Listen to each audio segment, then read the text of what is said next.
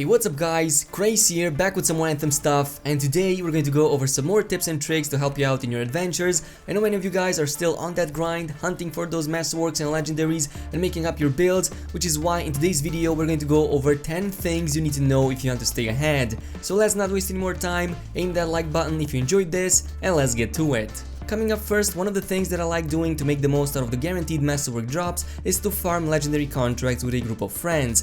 Normally, each player has access to only 3 legendary contracts per day, but there is a way you can share them with your friends and for them to share theirs with you. The method is rather simple and it works like this. Whenever the daily contracts reset, make sure only one of your party members picks them up first. The rest of the party members should not take them from the notice board yet. Once one of the party members picks his 3 contracts, proceed to queue up and complete them one by one as a group. Once that is done and one of the first players is done with their contracts, then the next player can go ahead and proceed to pick his and repeat the entire process over and over again, including queuing up and finishing them. Between a group of 4 people, you can do a total of 12 legendary contracts per day instead of just 3 of them, which significantly increases your chances of getting masterwork and even legendary items. If you happen to not have any friends to group up with, then what you can do is try the official Anthem Discord channels, as they are pretty much filled with people looking for groups, or you can go ahead and join my Discord, as there's people on all of the available platforms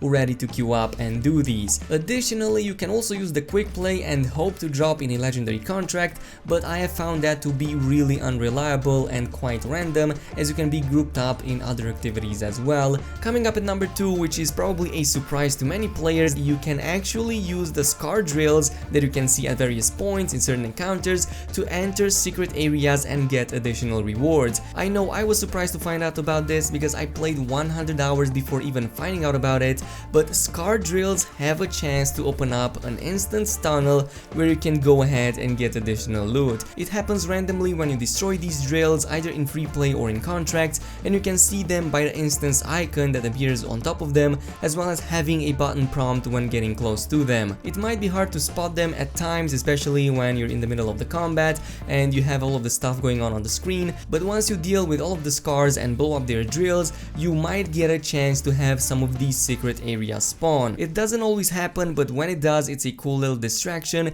If you happen to run in a party and see this, I suggest you all try and start doing it and take advantage of the extra loot. Otherwise, if your party moves away without you and goes out of range, this will cause the teleport screen to eventually appear and pull you out of the dungeon eventually. So hopefully this video raises a little bit more awareness to that and more people start doing it, because it's definitely worth it to do so. Speaking of the instanced areas, on the 3rd spot, while free play is indeed best used for its open world events and farming those chests, I'm seeing way too many players avoiding or simply not knowing that there's random encounters inside various dungeons. You can check what dungeon is closest to you by simply looking on the map on the distinct icon, and once headed inside you will always find enemies to fight. This might not count as an open world event and you might not get a chest always, but I found these to be a rather good source of getting items, and generally it always spawns elite and legendary enemies to fight with, which have the highest chances to drop these kinds of loot. The same goes with the open world events, with many enemy patrols being out there as well as outposts filled with them, which will spawn even greater threats once you defeat more and more waves. In about half an hour of testing this method out, I was able to get some masterworks and even one legendary item at some point, so they definitely have the chance, or at least the same amount of chances that you get from doing, for example, strongholds. Coming up at number 4, since we're still on the subject of farming, you should totally have a farming loadout at your disposal. If you played games such as Path of Exile or Diablo, you'd probably know by now that there are certain stats in there that buff up the quality and quantity of the loot drops. In Anthem, the 2 biggest stats that deal with this are luck and harvest bonus. Luck increases the quality of items that drop, generally favoring towards epic and masterworks, and harvest bonus increases the number of crafting materials dropped by chests and deposits. The build that I have currently uses both of these, and between several items I have about 90 luck, after which there's diminishing returns and not really worth getting more on top.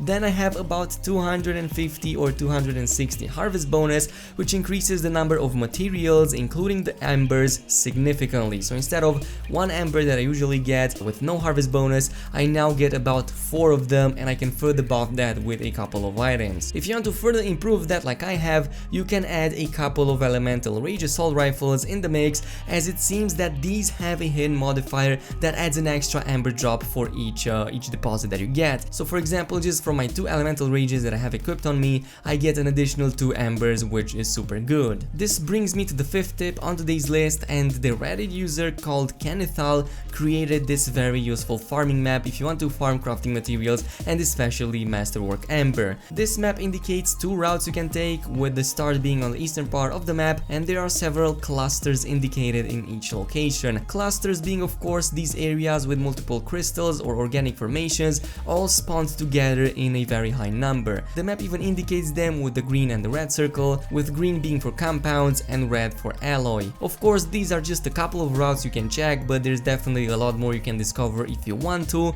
I've used this map in the past and it's definitely useful. I was able to gather a ton of crafting materials, which later let me craft even more masterworks. But moving on to number 6, I know it's hard to let go of high tier items since they're so hard to get, but salvaging masterwork items and even legendary ones is perfectly fine. If you happen to have duplicates or even items with bad stat rolls on them, it's better to salvage them than have them collect dust in your inventories. What you can do is to unlock the blueprints first for them so you can craft them until you get some decent rolls and then salvage them to get the extra materials. Since I've been playing a lot in the past 2 weeks, I had a lot of masterworks and legendaries to salvage, which later let me use the resulting materials in crafting. Coming up at number 7, I'm surprised people still ask me this, especially when playing on my N7 Storm, but not all cosmetics are purchasable from the in-game shop. In fact, there are several emotes, vinyls, and at least 1 purchasable set of armors for each javelin right inside the forge at any given time.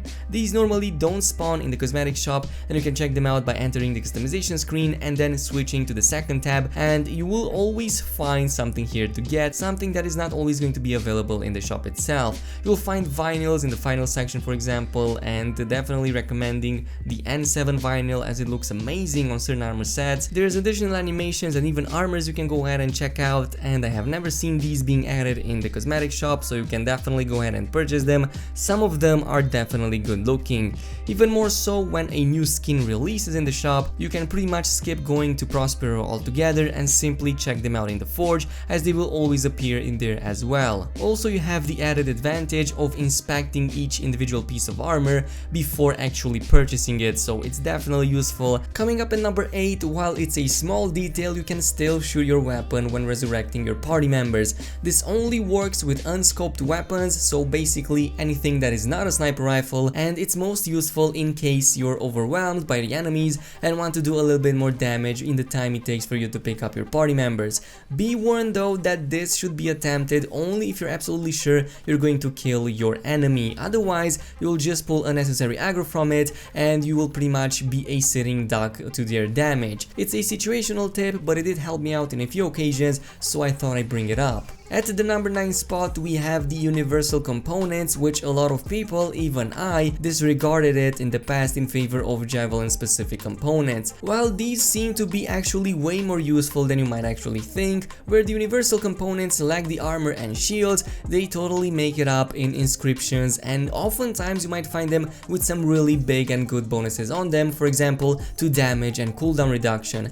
Many of the builds in the game can benefit tremendously from these, as they oftentimes have the chance to even double roll on the same stat much more often than other regular components. So for example, you can increase your damage by at least 50% if you get lucky and get 2 rolls on it with like 25 or 28% damage increase, but the same goes with speed and other stats as well. Depending on the rest of your loadout, sometimes you can buff up your damage significantly by simply replacing even a masterwork component with an epic version of a universal component if it adds a lot of damage to your build. An example would be for the Storm, which has several abilities which greatly benefit from bonus gear damage and speed, so there's definitely a few of these components that would benefit that, but it also works with the Interceptor as well. Finally, at number 10, during legendary contracts, I see it happening way too many times, but people are skipping on legendary enemies for some reason. Many times you might find a contract which requires you to stop a Titan summoning, and it's recommended you actually let that event fail, so in the end the massive Titan gets to spawn, and more often than not it's going to be a legendary grade Elite Titan, which has the highest chances, or at least better chances,